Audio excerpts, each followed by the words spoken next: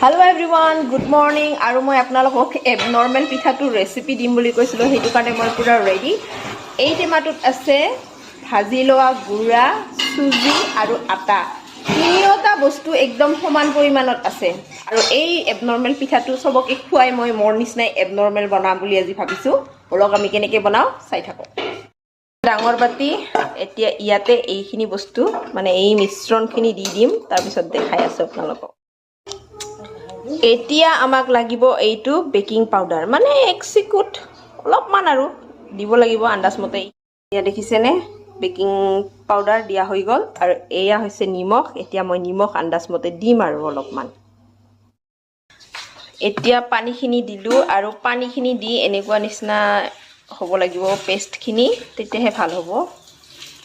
কেৰাহী গৰম দিছো, এতিয়া তেলখিনি ধুনীয়াকৈ দিলোঁ আৰু গৰম হ'ব লাগিব তেলখিনি গৰম নহ'লে কেনেকৈ পিঠা পুৰিব আপোনালোকে হে। তেলখিনি গৰম হ'ব লাগিব। এয়া চাইজটো আজি অলপমান বেয়া হৈছে। এইখিনি বনোৱা হ'ল, মায়ে খাল আৰু ৰীমাও খাল, প্ৰণৱেও খাল, আৰু আমাৰ সৰু বাইনাই ক'ব এতিয়া কেনেকুৱা লাগিছে। ডেঞ্জাৰ টেষ্টি দেখোন মিলে।